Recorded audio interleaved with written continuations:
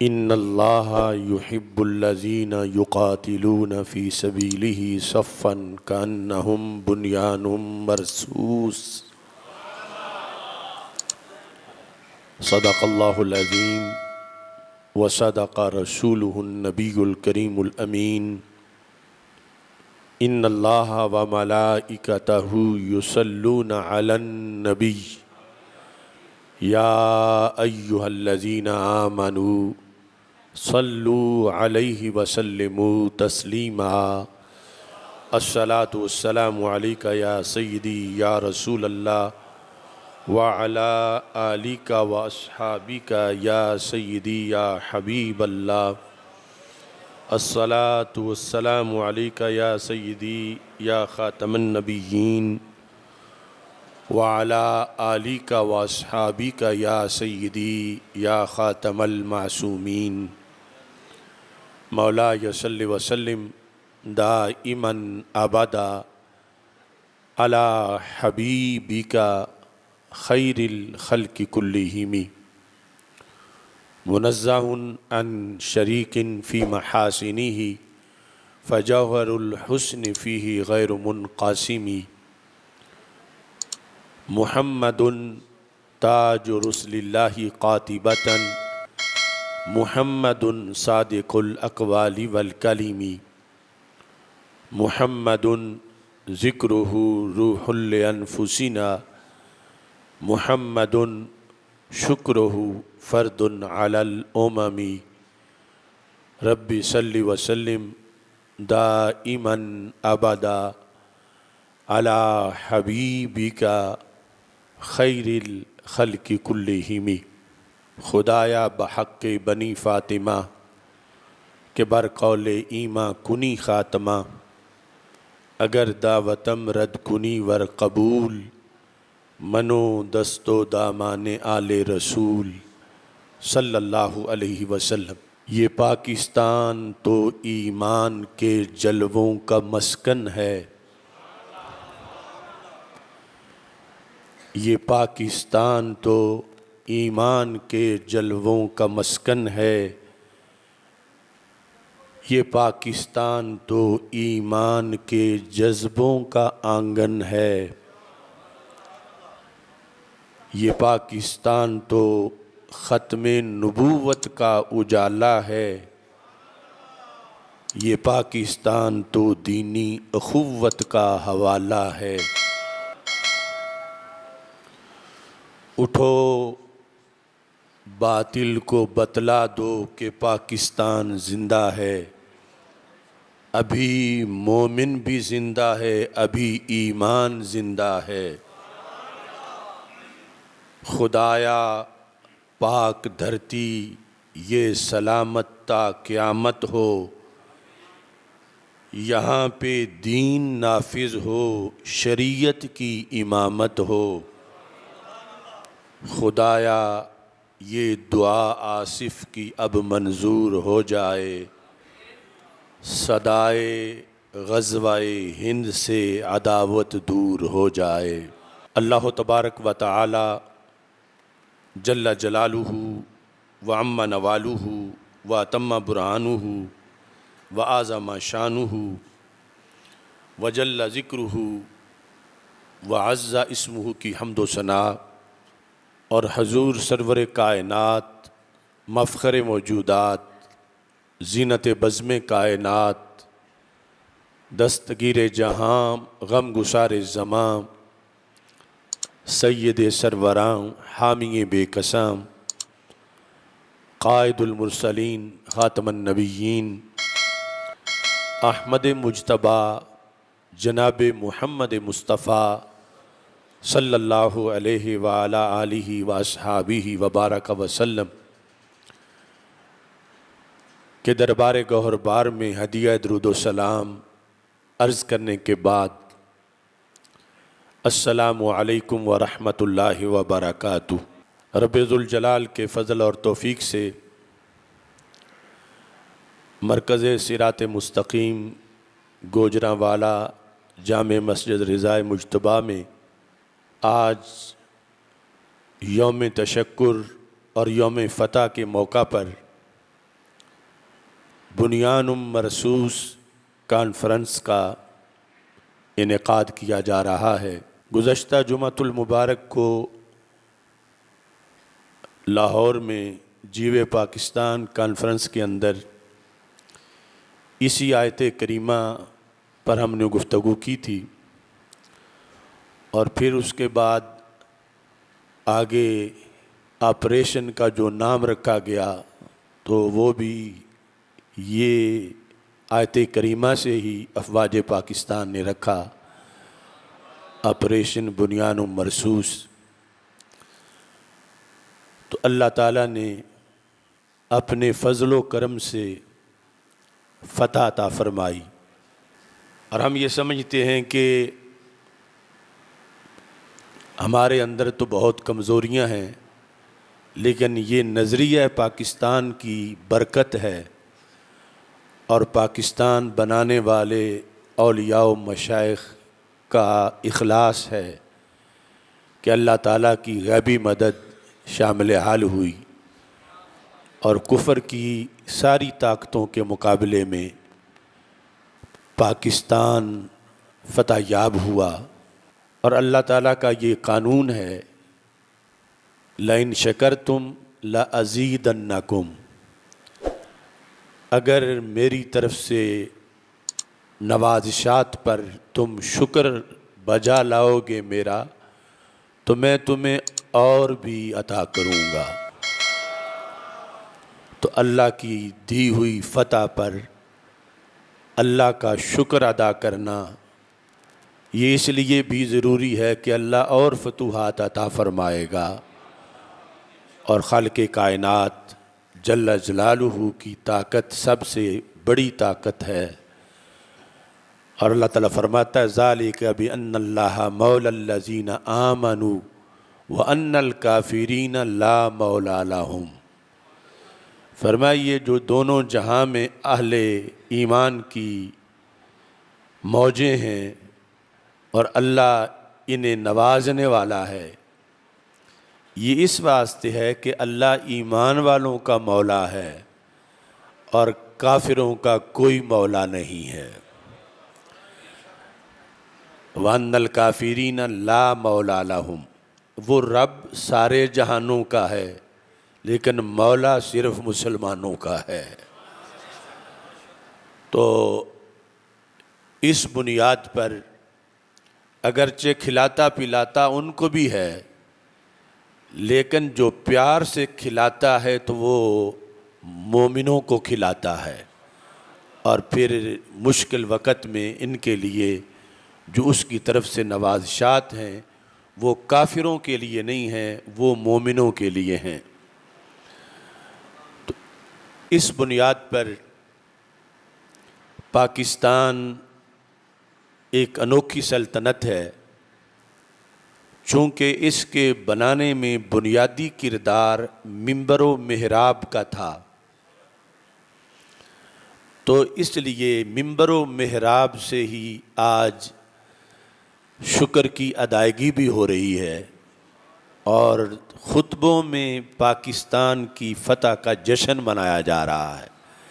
جمعے کا خطبہ بھی ہوگا اور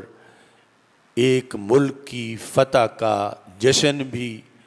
یہ دونوں کام ثواب کے کام ہیں، کیونکہ اس ملک کی بات کی جا رہی ہے کہ جس کی بنیاد جغرافیہ، رنگ و نسل یا کسی اور چیز پر نہیں بلکہ کلمہ اسلام پر ہے۔ اس لیے اس پر دیگر ممالک کے علاوہ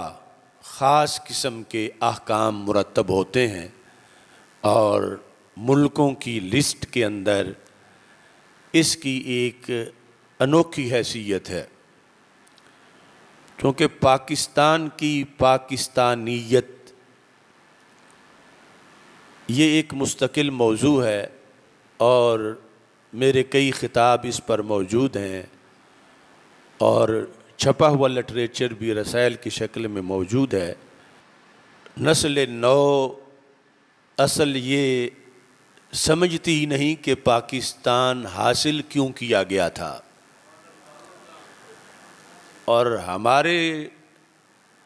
ملک کی بقا کا مدار ہی اس پر ہے کہ یہ کیوں حاصل کیا گیا تھا۔ نہ پیسے مال کی خاطر، نہ بس آرام کی خاطر، نہ عیاشی، نہ بدمعاشی، نہ منفی کام کی خاطر، وطن جس کی بنا میں ہے لہو میرے شہیدوں کا، اکابر نے بنایا تھا فقط اسلام کی خاطر۔ تو یہ جو نقطہ نظر ہے، دشمن اس سے توجہ ہٹانا چاہتا ہے تاکہ یہ سمجھا جائے کہ ایک حصہ زمین کا دوسرے حصے کے لوگوں کے ساتھ ٹکرا رہا ہے، اور دونوں ایک طرح کی ہیں، دو وطن ہیں، دو دیش ہیں، تاکہ وہی صورتحال ادھر بھی ہو کہ دیش کی جو محبت جس طرح ہندو سکھ کو بھی ہے، ایسے ہی اس طرح کی محبت محض ہو، نہ کہ کسی ثواب کا اس میں کوئی دخل ہو، اور نہ بنیاد میں کلمے کا کوئی لحاظ ہو۔ یہ دشمن کی سازش ہے کہ ایسا پاکستان نسل نو کے ذہن میں ڈالا جائے، جبکہ ہماری اہل حق کی یہ کاوش ہے کہ فرق کر کے بتایا جائے کہ پاکستان کا اور باقی ملکوں کا فرق کیا ہے۔ جب بنیاد کا فرق اور مقصد کا فرق سامنے ہوگا تو پھر اس کے تحفظ کی جو تڑپ ہے وہ انوکھے انداز کی ہوگی، پھر نمازوں کے اندر بھی اس کی دعاؤں کا حصہ ہوگا، پھر خطبوں میں بھی، اور پھر اس کے جو آپریشن ہیں ان کے نام قرآن کی آیات سے اخذ ہوں گے، اور اس بنیاد پر اس کا جو نظام ہے وہ اس کے لیے کوشش کی جائے گی کہ نظام قرآن و سنت کا نظام اس میں نافذ ہو، جبکہ دوسری طرف سے یعنی یہ کوشش کی جا رہی ہے انٹرنیشنل ایجنڈے کے تحت کہ پاکستان کو محض وطنیت تک رکھا جائے، اسلامائزیشن کے ساتھ اس کا جو رشتہ ہے اور اسلامی تشخص ہے یہ توڑا جائے، اور اس کے نتیجے میں یہ کیا بنیں گے؟ معاذ اللہ امریکہ کی کالونی بنے گا، یا پھر لوگ کہیں گے پھر دو ملکوں کی ضرورت کیا ہے، جب ایک جیسے ہیں تو پھر ایک بنا لیتے ہیں۔ جو جواز ہے علیحدہ ملک کا اور اس کی بقا کا اور اس کے تحفظ کے اندر جو فلسفہ ہے وہ صرف اس کا اسلامی تشخص ہے کہ یہ اسلام کے نام پر بننے والی واحد سلطنت ہے، رسول اکرم صلی اللہ علیہ وسلم کی اس سلطنت کے بعد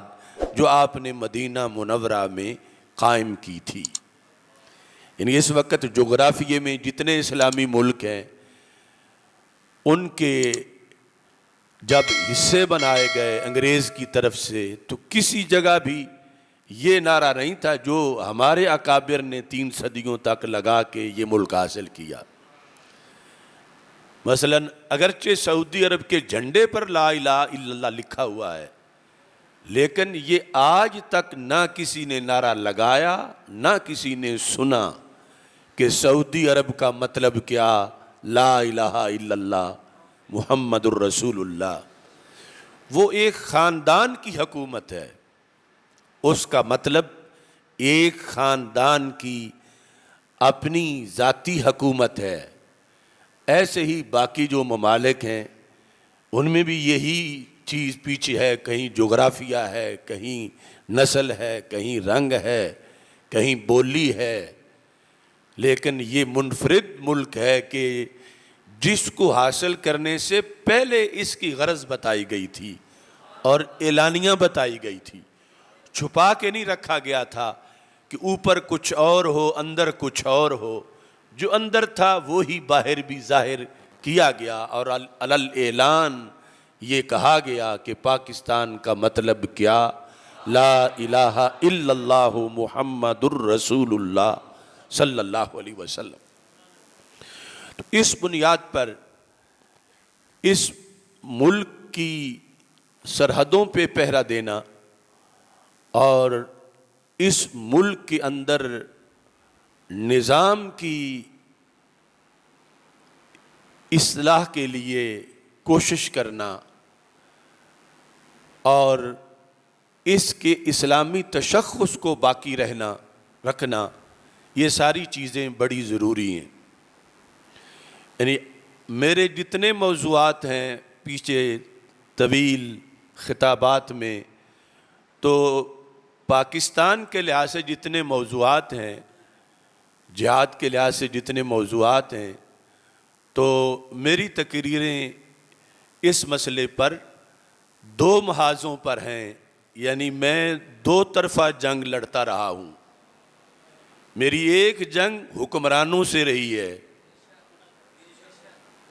اور کسی پارٹی کے ساتھ ہم نے مفاہمت نہیں کی اور کسی کو ووٹ نہیں دیا، کسی کی حمایت نہیں کی، یہ جو عام معروف سیاسی پارٹیاں ہیں، کیونکہ ہمارا ہمیشہ تقاضا یہ رہا ہے کہ پاکستان ملکوں میں مسجد کی طرح ہے، اور مسجد میں امامت کے لیے اہل امام کو رکھا جاتا ہے۔ اگر نااہل امام رکھیں جس کو سورہ اخلاص بھی نہ آتی ہو، تو پھر اپنے پاؤں پہ خود کلہاڑی مار رہے ہیں۔ تو اگرچہ ایسی تقریروں کی بھی ہمیں قیمت دینی پڑتی ہے کہ تم کیوں بولتے ہو کہ اس ملک میں انگریز کا نظام نکالا جائے اور مدینہ منورہ میں جو رسول اکرم صلی اللہ علیہ وسلم نے نافذ کیا اس نظام کو نافذ کیا جائے۔ تو چونکہ یہ جو جہت ہے، اگر یہ پوری نہ ہو تو کچھ لوگوں کو پاکستان کے خلاف باتیں کرنے کا موقع ملتا ہے، اور ان کا منہ بند کرنے کے لیے یہ ضروری ہے کہ اس کے اندر نظام وہ ہو جس مقصد کے لیے حاصل کیا گیا، ورنہ وہ کہتے ہیں بارڈر کے ادھر یا ادھر ایک ہی صورتحال ہے۔ تو دوسری جنگ ہماری پاکستان کے جغرافیے کے جو دشمن ہیں ان کے ساتھ ہمیشہ رہی، اور اس بنیاد پر اگرچہ ہمارے بہت سے یعنی ہزاروں فالورز جن کو بھارت میں مسلکی طور پر وہ ہمیں فالو کرتے ہیں، لیکن یہاں آ کے وہ پھر اپنی کچھ ناراضگی کا اظہار کرتے ہیں، تو ان کو بھی ہم سمجھاتے ہیں کہ مسجد مسجد ہے۔ اگر تم بھی مسجد بنا لو تو ہم تمہارا بھی زندہ باد کا نعرہ لگائیں گے، لیکن ہم مندر کے زندہ باد ہونے کا نعرہ نہیں لگا سکتے۔ ہندوستان میں ایک نیا پاکستان بناؤ، نئے کا نام پاکستان خواہ نہ رکھو، اس کو اسلامستان کہہ دو، اس کو ایمانستان کہہ دو، لیکن وہ اس بیس پہ ہو کہ وہ کلمے کی بنیاد پہ بنا ہے۔ تو جب وہ بنا نہیں تو اس پر جو مسلط ہے نظام وہ مندر والوں کا ہے۔ تو اس بنیاد پر اس کے مقابلے میں پاکستان کا تقدس وہ اپنے نظریے کی وجہ سے ہے۔ تو یہ دونوں موضوعات پر ہماری مساوی تقریریں ہوتی ہیں۔ پاکستان کے حکومت جو بھی ہو اس سے مطالبہ، اور ایسی حکومت آئے کہ جو قرآن نافذ کرے، اور دوسری طرف جو پاکستان کو پاکستان ماننے کو تیار نہیں، ان کے مقابلے میں پاکستان کی پاکستانیت کی دلیلیں قرآن و سنت سے پیش کرنا کہ یہ عام وطن نہیں، یہ بڑا خاص وطن ہے، اور انشاءاللہ قیامت کے دن جب نیکیاں ملیں گی تو پاکستان میں رہنے کی بھی مستقل نیکیاں ہوں گی، کہ یہ وہ لوگ ہیں جو اس ملک میں رہے جس کا نظریہ کلمہ اسلام کی بنیاد پر تھا۔ چونکہ رسول اکرم صلی اللہ علیہ وسلم فرماتے ہیں جب کلمہ پڑھا ہے تو مشرکوں کے بیچ سے نکل آؤ، وہاں نہ رہو، اگر وہیں رہو گے تو پھر تمہاری نماز بھی قبول نہیں ہوگی۔ پھر ہم مسلمان کی آگ کافر کی آگ کو نہ دیکھے، آگ اگر ان کی آگ کو دیکھے تو آگ سے بھی فتنہ پیدا ہو سکتا ہے کہ مسلمان کی کمزور سی آگ تھوڑی لکڑیوں کے میسر آنے کی وجہ سے، پڑوسی کی تیز آگ کی وجہ سے کہیں اس کا مورال ڈاؤن نہ ہو جائے اور وہ مایوس نہ ہو جائے کہ ہم تو غریب لوگ ہیں اور یہ بہت امیر ہیں۔ تو اس بنیاد پر فرمایا مومن کی آگ بھی کافر کی آگ کو نہ دیکھے۔ اس پر آگے ہزاروں چیزوں کو قیاس کیا جا سکتا ہے کہ اکٹھے رہنے میں بڑے فتنے ہیں، تو اللہ نے یہ بڑا فضل کیا اور پھر مہاجرین ادھر نکل آئے، اور اس خطے میں رہنے کا پھر خاص اجر ہے کہ یہاں پر جو ہے یہ کلمے کی بنیاد پر جو بنا ہے ملک، اللہ نے اس ملک میں رہنے کا ہمیں موقع عطا فرمایا ہے۔ اب اس میں اسلام آباد کے اندر تقریر کرتے ہوئے وہ لال مسجد کا خطیب کچھ دن پہلے اس مجمع میں اس نے کہا کہ اگر انڈیا اور پاکستان کی جنگ ہو تو کون ہے تم میں سے جو کہ پاکستان کا ساتھ دے گا؟ تو اس کے سامنے جیسے بیٹھے ہوئے تھے، جو جیسا وہ ہے ویسے ہی سننے والے بھی تھے، تو کم کسی نے ہاتھ اٹھایا تو کہنے لگا اب میری بات آپ لوگوں کو سمجھ آ گئی ہے کہ انڈیا کے مقابلے میں پاکستان جب جنگ کرے گا تو پاکستان کا ساتھ دینے کی بجائے انڈیا کا ساتھ دینا چاہیے۔ یہ پاکستان کے دارالحکومت میں وہ تقریر کر رہا تھا جو برقع پہن کے بھاگ گیا تھا ایک وقت پر۔ تو ایسی جو آوازیں ہیں وہ ملکی سلامتی کے لیے بڑی خطرناک ہے، اور ہمارے آقا صلی اللہ علیہ وسلم نے یہ خبر پہلے دی تھی، صدیوں پہلے۔ حدیث میں فرمایا جب ایک شخص نے آ کر رسول اکرم صلی اللہ علیہ وسلم کو یہ کہا کہ اعدل یا محمد صلی اللہ علیہ وسلم، اللہ کے نبی آپ عدل کریں۔ بخاری شریف میں دوسری میں ہے اتق اللہ، اس نے کہا آپ پرہیزگار بن جائیں۔ تو معاذ اللہ جہاں کمی ہو وہاں تبلیغ کی جاتی ہے، اور جو عدل میں یگانہ ہوں اور تقوی میں ان کا کوئی ثانی نہ ہو، اور نبیوں کے بھی سلطان ہوں اور سب سے اتقا ہوں، انہیں یہ تبلیغ کرنا تو یہ تبلیغ نہیں، یہ توہین ہے۔ اس واسطے حضرت خالد بن ولید اور حضرت عمر رضی اللہ تعالی عنہ انہوں نے اس کا سر اتارنے کی اجازت مانگی رسول اکرم صلی اللہ علیہ وسلم سے، اور سرکار کے لہجے سے بھی یہ پتہ چل رہا تھا کہ انہوں نے اس شخص نے تبلیغ نہیں کی بلکہ توہین کی ہے۔ تو رسول اکرم صلی اللہ علیہ وسلم نے فرمایا کہ یخرج من ضئد ھذا الرجل، اس کی پشت سے ایک قوم آئے گی، یقرؤون القرآن ولا یجاوز حناجرہم، وہ قرآن پڑھیں گے مگر ان کے حلق سے نیچے قرآن نہیں اترے گا۔ مطلب یہ ہے وہ پورے اسلامی گیٹ اپ میں ہوں گے اور نماز روزہ یہ سب کچھ کریں گے۔ ان کی وضاحت کرتے کرتے رسول پاک صلی اللہ علیہ وسلم نے جن کو خوارج کا نام ملا دور صحابہ میں ہی، ان کی نشانیوں میں سے ایک نشانی یہ بتائی کہ یقتلون اہل الاسلام ویدعون اہل الاسنام یا اہل الاوثان، کہ وہ لوگ اہل اسلام کو قتل کریں گے جو اس کی نسل سے نکلیں گے اور قرآن پڑھیں گے اور نماز روزہ سب کریں گے۔ ان کا ایک رویہ یہ ہوگا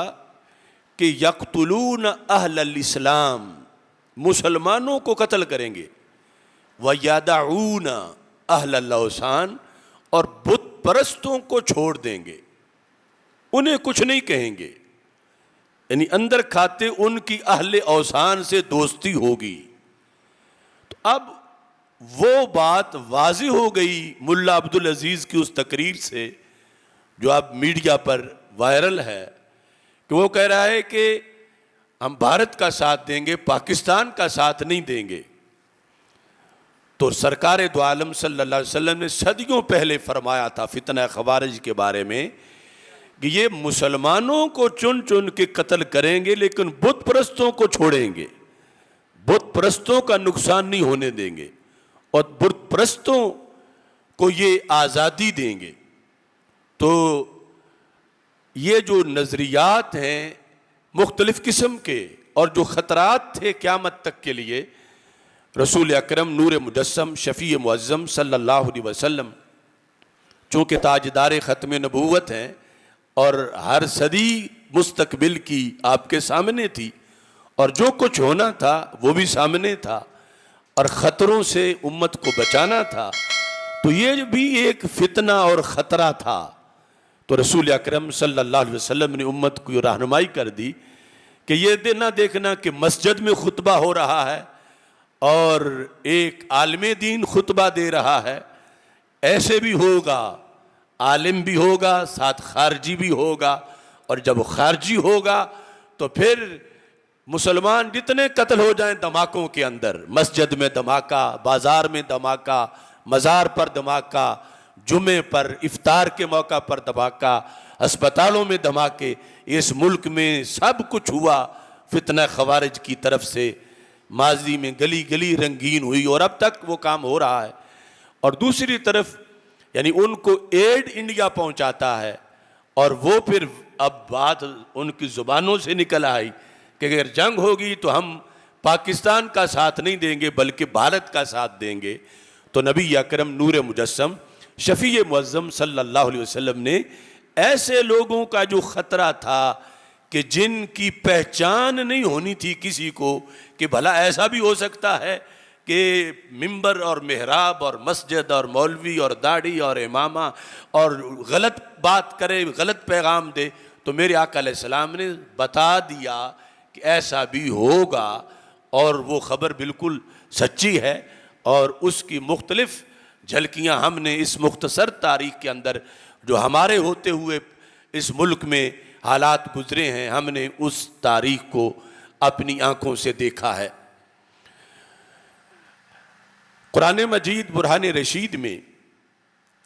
یعنی یہ جو میں نے ابتدا میں بات کی کہ پاکستان کی حدود پر جو جغرافیائی حدود ہیں ان پر پہرا دینے والا اور محض ایک وطن پر جس کا اسلام سے کوئی تعلق نہ ہو، اگرچہ اس میں مسلمان رہتے ہوں لیکن حکومت ہندوؤں کی ہو، سکھوں کی ہو، یہود کی ہو، نصارہ کی ہو، ان کی بارڈرز پر کھڑے جو پہرے دار ہیں، ان میں زمین و آسمان کا فرق ہے، اور وہ فرق سارا مذہب اور دین کی بنیاد پر ہے، اور ملک کی بنیاد اور نظریے پر ہے۔ تو اللہ تعالیٰ فرماتا ہے ان اللہ یحب الذین یقاتلون فی سبیلہ صفا، بے شک اللہ محبت کرتا ہے، اور جس سے کوئی محبت کرے وہ اس کا محبوب ہوتا ہے۔ تو اللہ تعالیٰ کہیں فرماتا ان اللہ یحب التوابین و یحب المتطہرین، اللہ تعالیٰ توابین سے محبت کرتا ہے، متقین سے محبت کرتا ہے، اور یہاں فرما ان اللہ یحب الذین یقاتلون فی سبیلہ، بے شک اللہ محبت کرتا ہے ان سے جو اللہ کے راستے میں جہاد کرتے ہیں۔ اب یہ فضیلت انڈیا کے بارڈر پہ کھڑے فوجی کو میسر نہیں، اگرچہ وہ کوئی وہاں کا مسلمان ہی کیوں نہ کھڑا ہو، یہ فضیلت پاکستان کے جتنے محاذ ہیں، خواہ وہ بری ہوں، بحری ہوں، فضائی ہوں، ان پر جو ڈیوٹی دے رہے ہیں انہیں میسر ہے، اور وہ میسر ہے ہمارے نقطہ نظر کے مطابق کہ پاکستان کی فوج جہاد فی سبیل الوطن پہ نہیں کھڑی ہوئی، جہاد فی سبیل اللہ پہ کھڑی ہے۔ اگر وطن سے اسلامیت سائیڈ پہ کر دی جائے، مانش کر دی جائے، تو پھر دونوں طرف ایک طرح کے ہوں گے۔ اور اب اگر صرف ہم وطن بھی کہیں اور اس کی محبت بھی کہیں تو پھر بھی وہ وطن مراد ہے جو کلمے کی بنیاد پہ حاصل ہے۔ اس بیس پر اب مجاہد یعنی جہاد کا ثواب اس کو مل رہا ہے۔ ابھی میں تفصیل حدیث شریف سے اس کی بتاؤں گا۔ تو آیت کہتی ہے ان اللہ، انہ ہے تاکید کے لیے کہ کوئی شک میں نہ رہے، حالانکہ اللہ کے کلام میں ویسے بھی کوئی شک نہیں، لیکن پھر بھی اس نے انہ کا استعمال کیا۔ بے شک اللہ، یحب، یہ مضارع کا صیغہ ہے، یہ نہیں ہے ان اللہ احبا کہ ماضی میں فلاں غزوے میں اللہ نے جو کھڑے تھے جہاد کے لیے ان کو پسند کیا۔ یقیناً جو اللہ کے رسول علیہ السلام کی قیادت میں یا آپ کے ظاہری حیات میں بھیجے ہوئے تھے ان کے تو درجے بڑے ہی بلند ہیں، لیکن آیت قیامت تک کے لیے ہے۔ بے شک اللہ یحب، محبت کرتا ہے، کی ہے نہیں کہ اب سلسلہ ختم ہو گیا۔ اللہ محبت کرتا ہے کن سے؟ الذین، ان لوگوں سے، یقاتلون، اب اس سے پہلے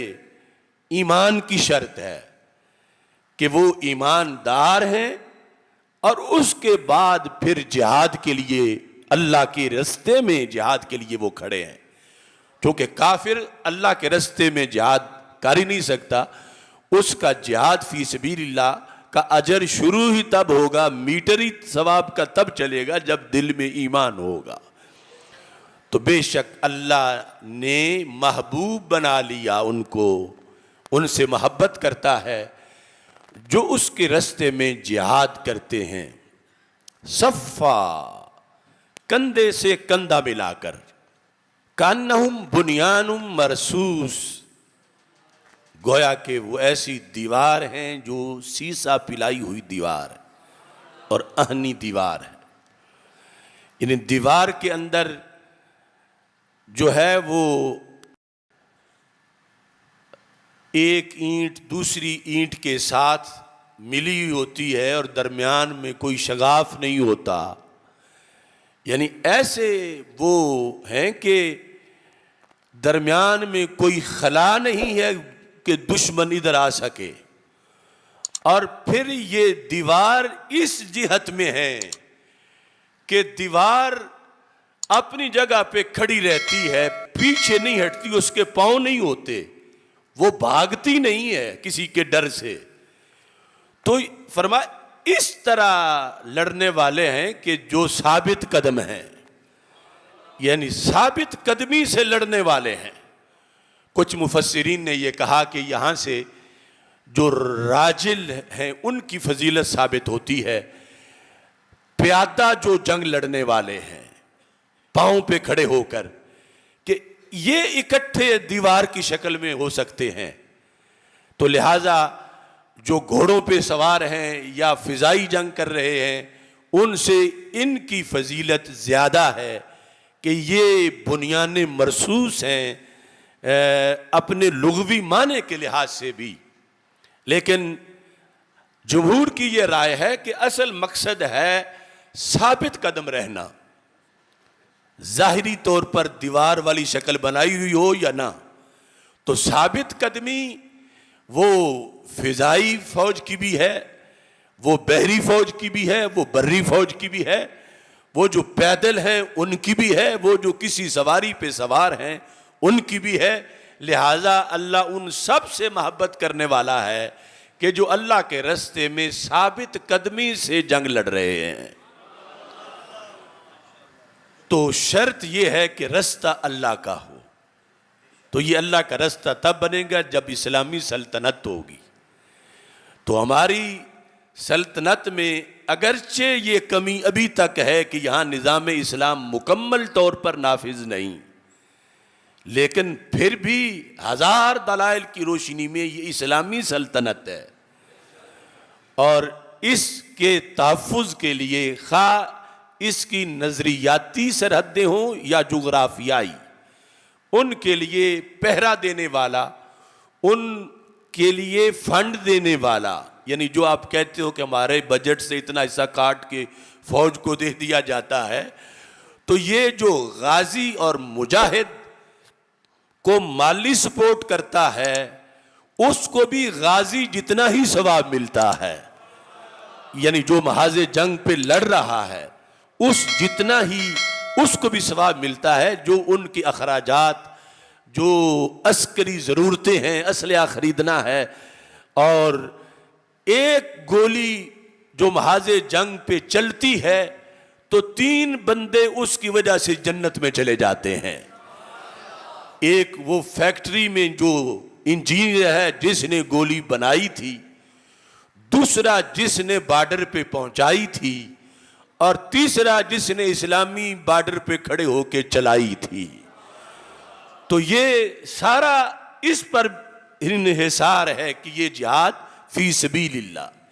اللہ کے راستے میں، اور یہ وطن اس کے راستے میں بھی چونکہ یہ کلمے کی بنیاد پہ بنا ہے، تو اس جہت پر یہ سارے جتنے بھی افواج ہیں، اور پھر ان کو جو حصہ ہماری تنخواہوں سے یا کسی مد میں پہنچتا ہے، اور اسی طرح جو ان کے گھروں میں پیچھے ان کے گھر والوں کا خیال رکھیں، دھیان رکھیں، رب ذوالجلال اس کو بھی مجاہد والا ثواب عطا فرماتا ہے. تو یہ بنیان مرصوص، سیسا پلائی ہوئی دیوار، استقامت کے ساتھ جہاد کرنا. تو اللہ نے پاکستان کو یہ فتح عطا فرمائی. اگرچہ دشمن نے جارحیت کی،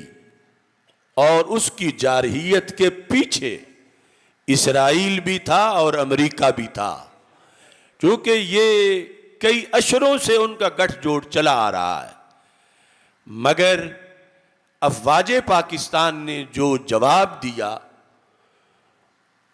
بالآخر پہلے تو دفاعی صورتحال پر رہے کہ ان کے میزائل جو ہیں ان کو فضا میں تباہ کیا جائے، اور یہ بتایا کہ جب جواب دیں گے تو پھر دنیا دیکھے گی کہ ہم نے جواب دیا ہے. یا رسول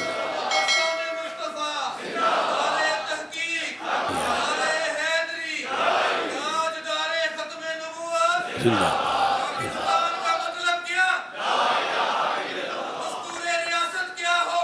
محمد الرسول اللہ صلی اللہ علیہ وسلم غدار ہے، غدار.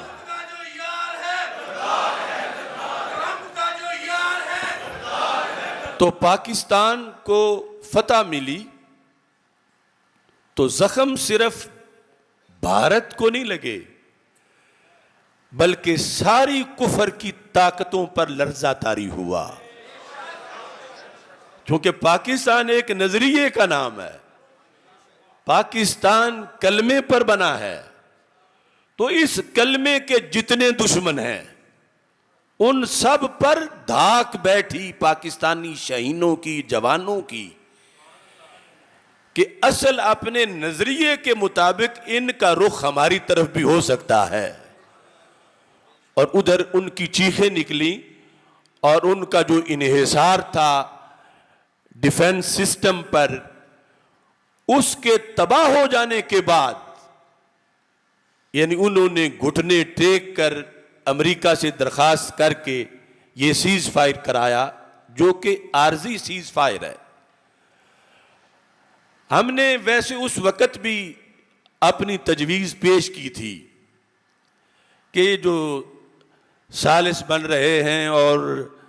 سیز فائر کا کہتے ہیں انہیں کچھ صبر کرنے دو، اور ابھی کافی سبق سکھانا بھارت کو باقی ہے، اور تم ان کی بات نہ مانو۔ بہرحال جیسے انہوں نے فیصلہ کیا، لیکن بھارت کو جو زخم لگے وہ اتنے گہرے ہیں کہ جو وہ صدیوں یاد رکھیں گے۔ اور یہ میرے یقین کے مطابق نہ پیشہ ورانہ عسکری صلاحیتوں پر اس کا مدار ہے، اور نہ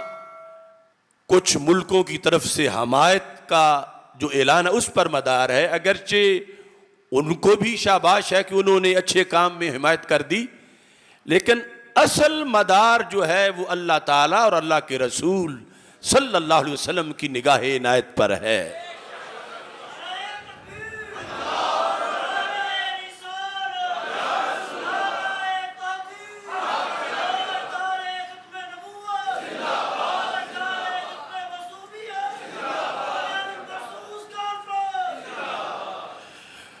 اور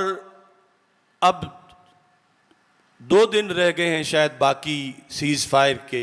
اس دوران بھی بھارت کی طرف سے شرارتیں باقی جاری رہی ہیں،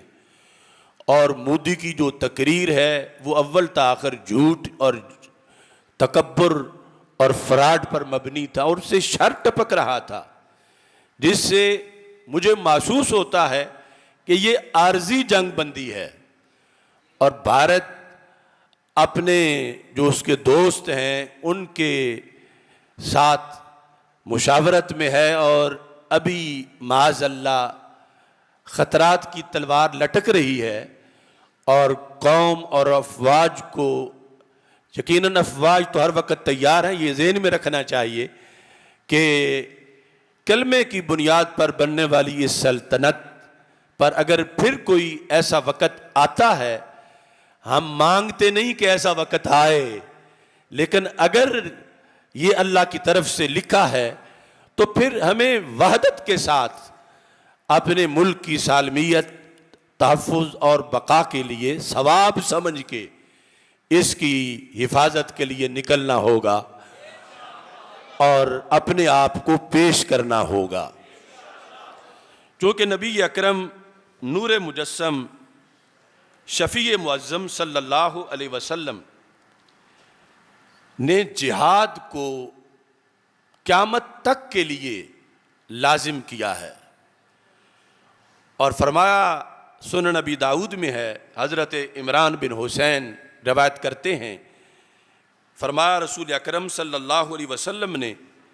لا تزال طائفۃ من امتی یقاتلون علی الحق ظاہرین علی من ناواہم، فرما ہمیشہ تسلسل کے ساتھ انقطاع کے بغیر میری امت میں ایک گروہ حق پر ہوتے ہوئے وہ جہاد کریں گے، یعنی حق پر ہونا پہلے ہے کہ حق پر قائم رہ کے وہ باطل کے خلاف جہاد کریں گے، ظاہرین، اس حالت میں کہ اللہ ان کو غلبہ دے گا، کس پر؟ علی من ناواہم، جس نے بھی ان سے عداوت کی، کیونکہ ان کی عداوت حق سے عداوت ہوگی، وہ حق کے ترجمان بنے ہوں گے زمانے میں، اس لیے کہ هو الذی ارسل رسولہ بالہدی ودین الحق لیظہرہ علی الدین کلہ، کہ دین اسلام بھیجا گیا ہے کہ اس کو ہر دین پر غالب کیا جائے، صرف 1-2 پر نہیں، سارے دینوں پر۔ تو پھر جو حق پر قائم ہے اس کی عداوت ہر طرف سے ہوگی، تو اللہ تعالیٰ ان کو غلبہ عطا فرمائے گا۔ کب تک یہ لڑیں گے؟ یعنی نسل در نسل، ایک مجاہد کی عمر تو اتنی لمبی نہیں ہوگی، فرمایا حتی یقاتل آخرہم المسیح الدجال، یہاں تک کہ میری امت کے مجاہدوں میں سے جو آخری مجاہد ہوں گے وہ دجال کے خلاف جہاد کریں گے۔ اس دوران کسی حاکم کی حکومت جہاد کو معطل نہیں کر سکتی، کسی مفتی کا فتویٰ جہاد کو معطل نہیں کر سکتا۔ فرما الجہاد ماض الی یوم القیامہ، تو یہ قیامت تک کے لیے ہے۔ اور یہ جہاد اسلامی ظلم نہیں، کسی کے اوپر ظلم نہیں، یہ اصل میں امن کی تمہید ہے اور ظلم کا خاتمہ ہے۔ چونکہ بخاری کی حدیث ہے، ہمارے آقا علیہ السلام نے فرمایا وَاعْلَمُوا أَنَّ الْأَرْضَ لِلَّهِ وَلِرَسُولِهِ، جان لو کائنات کی ساری زمین، خواہ اس پہ امریکہ کی ریاستیں ہوں، خواہ برطانیہ کی ہوں، خواہ اسرائیل بنا ہو، خواہ بھارت ہو، میرے آقا علیہ السلام نے فرمایا یہ ساری زمینیں دو ذاتوں کی ہیں، ایک خدا ہے، دوسرا ذات مصطفیٰ ہے صلی اللہ علیہ وسلم۔ اب جن کا خدا پر ایمان ہے اور مصطفیٰ علیہ السلام پہ ایمان ہے وہ تو مسلمان ہیں، اور جن کا ایمان نہیں وہ قبضہ گروپ ہیں۔ یا بتائیں کہ ان کا کون ہے جس کی زمین پہ وہ وارث بنے ہوئے ہیں؟ سرکار نے فرمایا یہ صرف دو ذاتوں کی زمین ہے، اور وہ دو ذاتیں آپس میں ایسے ہیں، محبوب و محب میں نہیں میرا تیرا۔ یہ بھی صرف ہمارے مسلک پر بات کہی جا سکتی ہے، ورنہ تقسیم کرنی پڑے گی کہ عرب کی زمین ایک کی ہو، عجم کی زمین دوسری ذات کی ہو، تو پھر تو اللہ کا لہو ملک السماوات والارض، ساری زمینیں اور آسمان اس کے ہیں۔ اور بخاری کی حدیث کہہ رہی ہے نہیں اس کے بھی ہیں، مصطفیٰ علیہ السلام کے بھی ہے۔ وَاعْلَمُوا أَنَّ الْأَرْضَ لِلَّهِ وَلِرَسُولِهِ، یہ تقریباً 4 مرتبہ بخاری میں حدیث آئی ہے۔ تو لہٰذا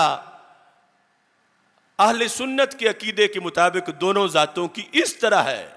کہ محبوب و محب میں نہیں میرا تیرا۔ اب جہاد میں کیا ہوتا ہے، کسی سے کچھ چھینا نہیں جاتا، اپنا واپس لیا جاتا ہے۔ تو اپنا قبضہ چھڑانا یہ ظلم کہاں ہے، یہ زیادتی کہاں ہے؟ زیادتی تو ان کی ہے جو ہماری زمینوں پہ قبضہ کر کے بیٹھے ہیں۔ اور یاد رکھو اے ٹرمپ، جہاں تمہارا وائٹ ہاؤس ہے وہ بھی جگہ غلامان رسول صلی اللہ علیہ وسلم کی ہے، تم بھی غلط قبضہ جما کے بیٹھے ہو۔ اس واسطے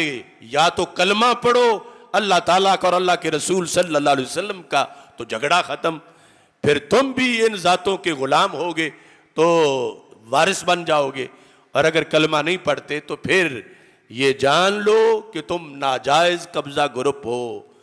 اور امت کو حکم ہے کہ شرق و غرب ہر طرف اسلام کا جھنڈا لہرانا ہے۔ نبی اکرم نور مجسم شفیع معظم صلی اللہ علیہ وسلم آپ نے یہ ارشاد فرمایا، اب دیکھو ہمارے فوجیوں اور شہیدوں کا مرتبہ، اب یہ امریکہ جیسی کروڑوں حکومتیں بھی اپنے کسی فوجی کو نہیں دے سکتی۔ یہ جو پاکستان کی سرحدوں کا محافظ ہے، اسلام کی بنیاد پر میرے آقا علیہ السلام فرماتے ہیں کل المیت یختمل علی عملہ، ہر میت کے عمل پر مور لگا دی جاتی ہے کہ سیل ہو گئے عمل جو اس نے کیے تھے۔ اگرچہ ایصال ثواب کا علیحدہ شعبہ ہے، لیکن جو ذاتی طور پر وہ خود کرے وہ سیل ہو گئے۔ الا المرابط، باقی سب کے سیل ہو گئے، لیکن مرابط کے سیل نہیں ہوئے۔ کس کے؟ مرابط، طا کے ساتھ، مرابط۔ مرابط کون ہے؟ کہ جو سرحد پہ جاگ کے کھڑا ہے. اور ملازم ہے، یعنی اس کا یہ مطلب وہ دوسرا ملازم والا نہیں، ملازم ہے یعنی اپنی جگہ کو چھوڑ کے آگے پیچھے ہونے والا نہیں ہے کہ پیچھے ہٹ جائے، کچھ دیر کے لیے سو جائے. یعنی اپنی ڈیوٹی کے ٹائم میں بالکل بیدار ہو کے، تیار ہو کے، ہوشیار ہو کے کھڑا ہے. میرے آقا علیہ السلام فرماتے ہیں یہ جس نے مرابط والی سیٹ حاصل کر لی، وہ شہادت والی تو اور بہت ہے. یہ مرابط جو کھڑا رہا، فرمایا فَإِنَّهُ يَنْمُو لَهُ عَمَلُهُ إِلَى يَوْمِ الْقِيَامَةِ. اس کا عمل اس کی وفات کے بعد بھی نشو و نما پائے گا. ایک دو دن نہیں، ایک دو صدیاں نہیں، قیامت تک اس کا عمل بڑھے گا روزانہ. یعنی اس کی نمازوں کی شاخوں میں ترقی ہوگی، اس کے روزوں کے باغ میں اضافہ ہوگا، اس کے اعمال صالحہ اللہ تعالیٰ ان کو ترقی عطا فرمائے گا. تو یہ رسول اکرم صلی اللہ علیہ وسلم نے اس کا انعام بتایا اور ساتھ فرمایا وَيُؤَمَّنُ مِن فَتَّانِ الْقَبْرِ. اور منکر نکیر کے سوالوں والے مسئلے میں سے اس کو ویسے ہی کلیئر کر دیا جائے گا. یعنی منکر نکیر اس کے لیے بھیجے ہی نہیں جائیں گے کہ یہ ویسے ہی پاس ہے.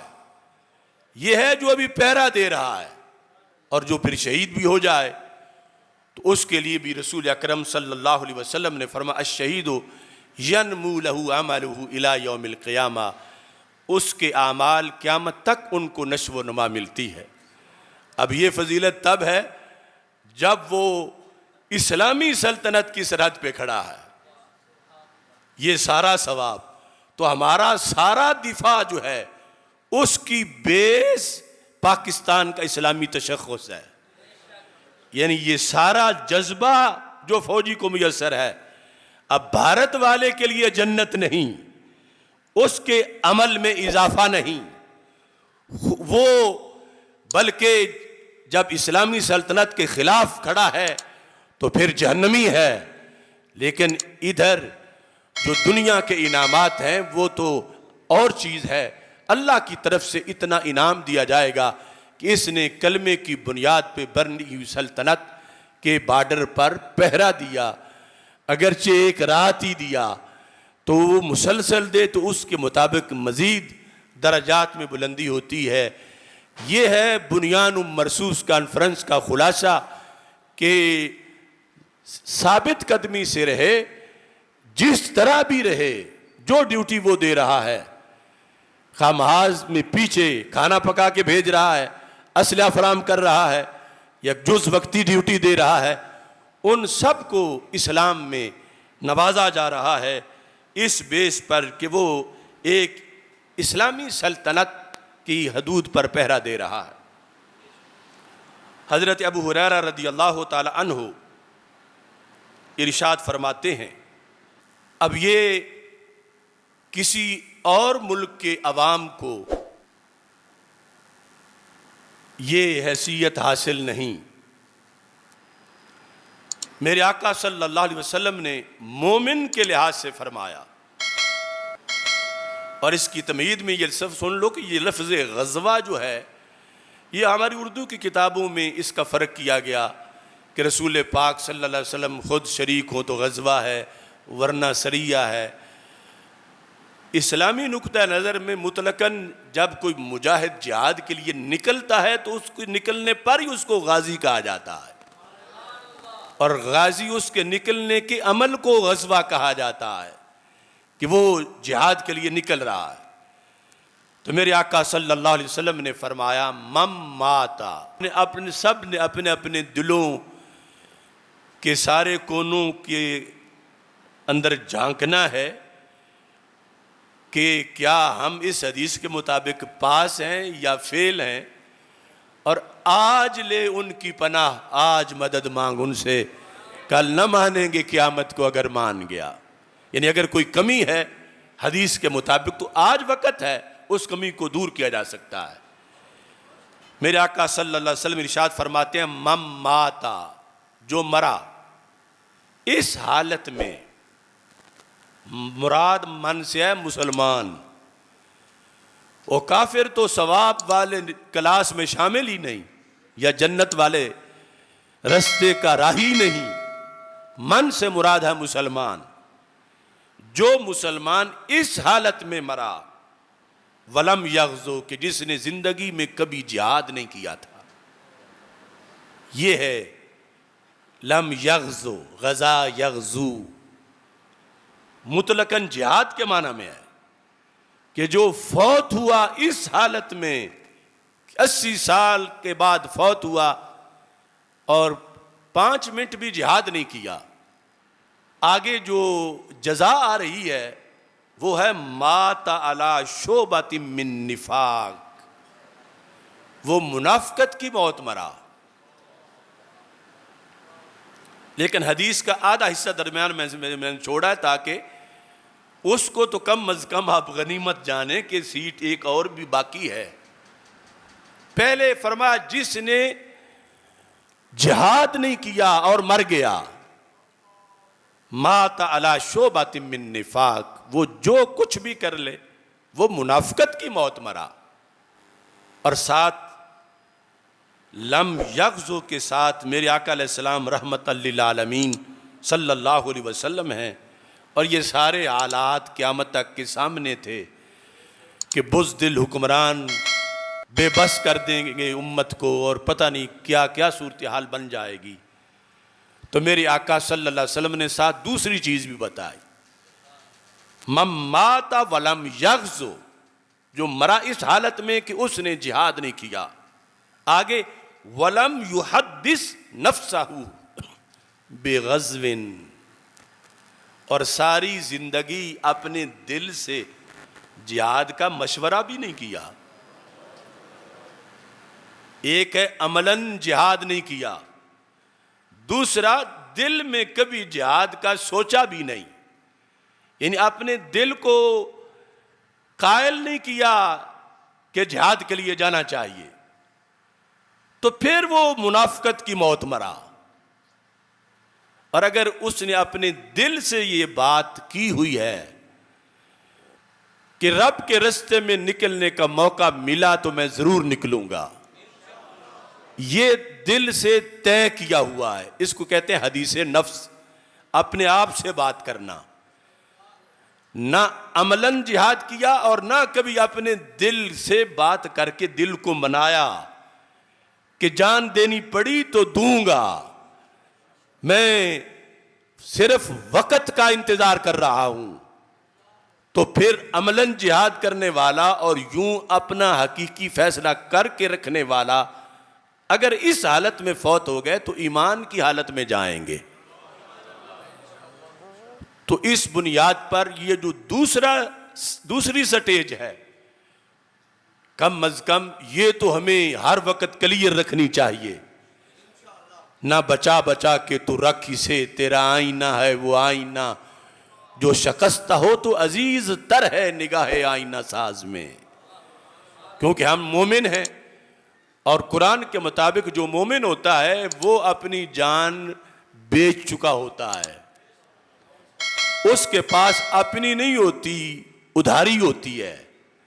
وہ اپنی جان کا خود مالک نہیں ہوتا چونکہ وہ بیچ کے اس کی قیمت لے چکا ہے. اللہ تعالیٰ فرماتا ان اللہ اشتری من المؤمنین انفسہم واموالہم بان لہم الجنہ، بے شک اللہ نے خریدی مومن سے اس کی جان کو اور اس کے مال کو، کس بدلے میں؟ جنت دے کر. تو اب مومن یقیناً مومن وہ سودا کر چکا ہے. جب سودا کر چکا ہے تو پھر جان بچاتا کیوں ہے؟ پھر اسلام کے لیے جب ضرورت پڑے تو یہ جان لے کے نکل پڑے. اپنی تو ہے نہیں، یہ رب نے دی مفت تھی اور واپس قیمت دے کے لی ہے، اور قیمت تھوڑی نہیں، جنت ہے،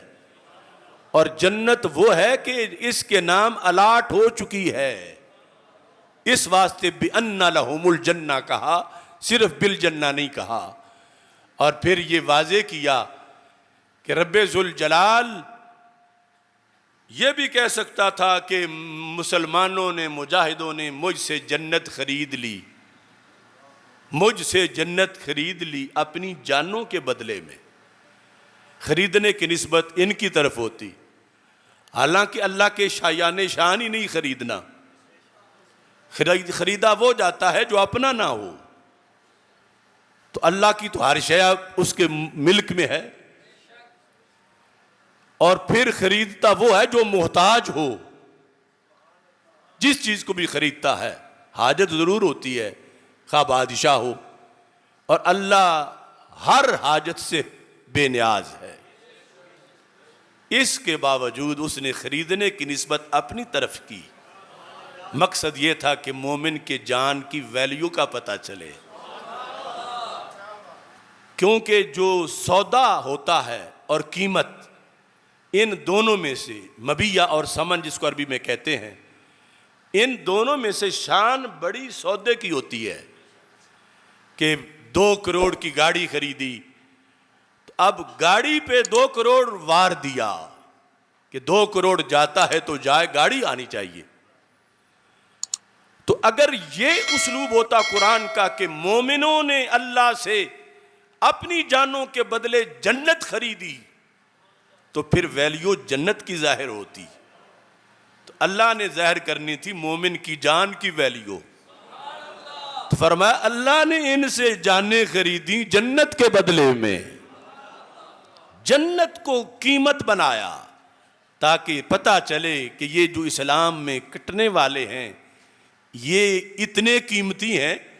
اور اتنے عظیم ہیں کہ جتنا بڑا دربار ہو اس کے لائق ہی سودا ہوتا ہے، تو اللہ کے بارگاہ سے بڑی کون سی بارگاہ ہے؟ تو یہ وہ لوگ نہیں ہیں کہ کہا جائے کہ ذلیل ہو گئے، رسوا ہو گئے، یہ ہو گیا وہ ہوا، نہیں، یہ اسلام کی برکت سے محاذ جنگ پر جو بنیان مرصوص میں کھڑا ہے، یہ اپنی جان اللہ کے آگے بیچ چکا ہے، اور اللہ نے اس کی جان کو خرید کے اس کو مقابلے میں ایک پارٹی شو کیا۔ کون ہو سکتا ہے کہ جس سے اللہ کوئی چیز خریدے؟ تو یہ مومن ہے کہ اللہ نے اس کی شان ظاہر کرنے کے لیے مجاہد اور شہید کی، اور یہ کہ پھر مومنوں میں اتنا جذبہ ہو کہ اپنی چیز ہوتی تو بچا کے رکھتے، جب ہے ہی بیچی ہوئی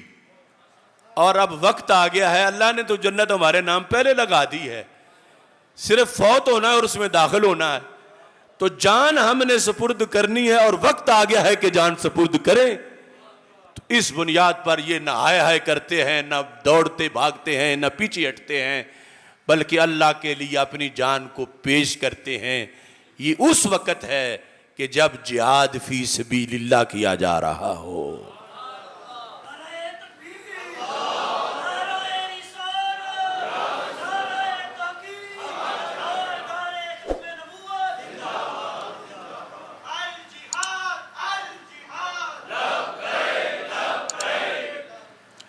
پھر جس وقت جس حالت میں یہ کھڑا ہوتا ہے مجاہد بارڈر پر، اس وقت اس کا خاص کوٹا منظور ہوتا ہے، اس بیس پر کہ اسلامی سلطنت کے بارڈر پہ کھڑا ہے۔ خاص کوٹا کیا ہے کہ اس کی دعائیں منظور ہوتی ہیں، گارنٹی رسول پاک صلی اللہ علیہ وسلم نے دی۔ ہم اولیاء کے پاس جاتے ہیں، پیروں کے پاس، مشائخ کے پاس دعا کے لیے کہ مقرب ہستیوں کی دعائیں قبول ہوتی ہیں، لیکن جہاد پر بھی کوٹا بٹتا ہے، محاذ پر بھی کوٹا بٹتا ہے۔ نبی اکرم صلی اللہ علیہ وسلم سے حضرت سہل بن سعد رضی اللہ تعالی عنہ روایت کرتے ہیں، سینتان لا تردان او قل ما تردان، فرمایا کہ دو دعائیں ہیں جو رد نہیں کی جاتی. لا تردان، یعنی مانگنے والا جو مانگے وہ ملتا ہے. یا راوی کو شک ہے کہ سرکار نے یہ فرمایا کلا ما تردان، بہت کم ہے کہ وہ رد ہوں، وہ قبول ہوتی ہیں.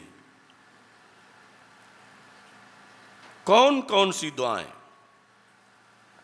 اب ایک تو بڑا سنہری موقع ہے، وہ دن میں 5 وقت ہم سب کو میسر آتا ہے.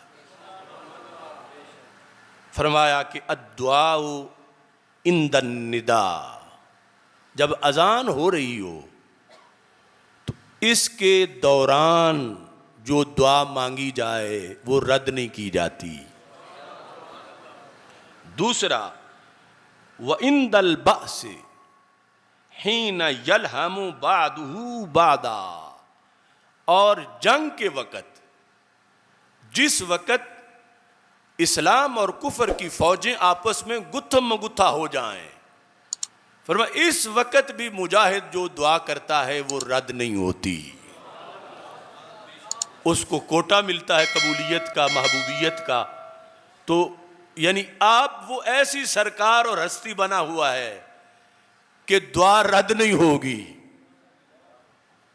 تو موت پینے والوں کو یہ کہاں مقام حاصل ہے؟ یعنی یہ کس طرح ان کو تولا جا سکتا ہے افواج پاکستان کے مقابلے میں کہ ادھر محبوبیت کا مقام مل رہا ہے اور ساتھ یہ ہے کہ کوٹا مل رہا ہے. اگر شہید ہو گیا تو 70 کی شفاعت کر سکے گا آباء و اجداد میں اور آگے نسل میں. اور دعاؤں کے لیے کہ اس کو اس وقت، چونکہ یہ بہت اہم وقت ہے اسلام پر، تو جب آپس میں جنگ شروع ہو چکی ہو تو اس دوران اب مجاہد کا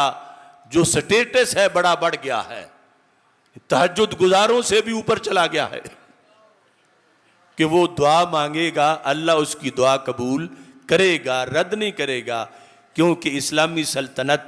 کی سرحد پہ کھڑا وہ اسلامی سلطنت اور اسلام کے لیے پہرا دے رہا. ان ساری چیزوں کو ذہن میں رکھنا چاہیے. اور پاکستان کے خلاف جو پراپوگنڈا ہے اور جو بولی کے نام پر کچھ لوگ وطن مانگ رہے ہیں، کچھ جغرافیے کی بنیاد پر، کوئی، یہ سارے ایجنڈے غیروں کے ہیں. اور جب بٹ جائے گا معاذ اللہ تو پھر طاقت پیچھے کہاں رہ جائے گی. اگر بلوچ کہے ہمارا علیحدہ چاہیے، پختون کہے ہمارا علیحدہ چاہیے، پنجابی کہے ہمیں علیحدہ چاہیے، سندھی کہے ہمیں علیحدہ چاہیے، تو پھر پاکستان پیچھے کس کو کہیں گے؟ دیکھو یہ کتنی خطرناک چیز ہے. پاکستان بناتے وقت یہ نہیں کہا تھا کہ پنجابیوں کو دیش چاہیے، سندھیوں کو دیش چاہیے، بلوچوں کو دیش چاہیے، پٹھانوں کو دیش چاہیے. اس وقت تھا پاکستان کا مطلب کیا؟ محمد الرسول اللہ صلی اللہ علیہ وسلم. تو اس کو آج غالب کرنے کی ضرورت ہے. اور جو دوسری آوازیں ہیں وہ غیروں کے ایجنڈے کا حصہ ہیں. اگرچہ ہمارے لوگ فریب خوردہ نہ سمجھیں کہ ہمیں استعمال کیا جا رہا ہے، لیکن بقائے پاکستان کے لیے ایسے سارے ایجنڈوں کا خاتمہ ہونا چاہیے. اور نظریے کی بنیاد پر، جس میں کوئی صوبائیت نہیں، کوئی پنجابی پشتون، یہ نہیں، صرف اسلام کی بنیاد پر یہ مارز وجود میں آیا اور یہ ہمارا ملک. انٹرنیشنل حالات کی بنیاد پر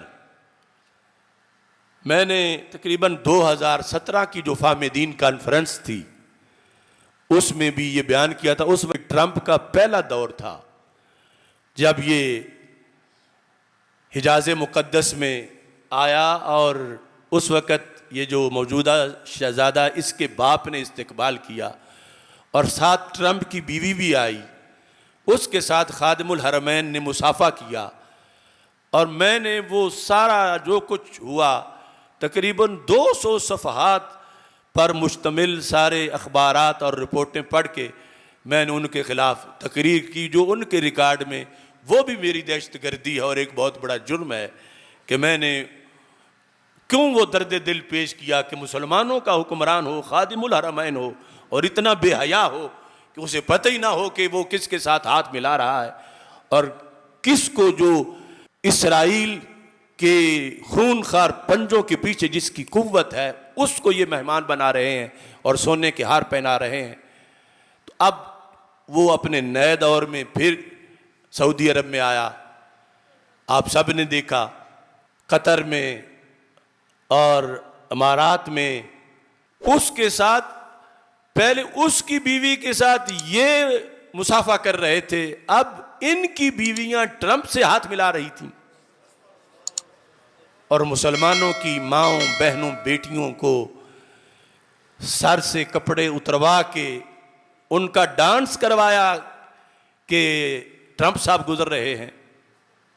اب یہ کوئی فرضی باتیں نہیں، آپ سارے جانتے ہیں، سارے انگلش، عربی، اردو میڈیا سب میں آیا۔ اب چپ رہیں تو گونگے شیطان بنے، بولیں تو دہشت گرد بنے، بولیں تو پابندیوں پہ پابندیاں کہ تم آل سعود کے خلاف بولے ہو، تم نے یہ کیا ہے، تم نے وہ کیا ہے، لہذا مدینہ ایئرپورٹ سے آگے نہیں جا سکتے، یہاں سے واپس جا سکتے ہیں۔ تو میں کہتا ہوں آل سعود بھی بندے کے پتر کا کام کوئی کرے، وہ فرق رکھے کہ آل سعود اور ہے اور آل یہود اور ہے۔ یعنی اس وقت غزہ کی جو صورتحال ہے، بھوک سے اب وہ بیچارے شہید ہو رہے ہیں جو بچے ہیں، جو چھت پہ ہو پرنالے سے وہی نیچے ٹپکتا ہے۔ تو پورے عالم اسلام کی چھت تو مکہ مکرمہ اور مدینہ منورہ اور وہاں کے حکمران ہیں، اور وہ ٹرمپ کی بیعت کیے ہوئے ہیں۔ یعنی ایسے آگے ادب سے، اتنے ادب کو سرکار دو عالم صلی اللہ علیہ وسلم کے لیے کریں تو وہ شرک کہتے ہیں، جیسا وہ ٹرمپ کے لیے اپنا انداز اپنائے ہوئے تھے ملنے میں۔ تو اس بنیاد پر ان کے لیے پیغام اصلاح ہے کہ وہ صحیح ہوں گے تو ساری دنیا میں اسلام کے جو تصورات اور تعلیمات ہیں یہ اجاگر ہوں گی۔ خدا کرے نہ خم ہو سرے وقار وطن، اور اس کے حسن کو اندیشہ ماحوسال نہ ہو۔ یہاں جو پھول کھلا رہے برسوں، یہاں خزاں کو گزرنے کی بھی مجال نہ ہو۔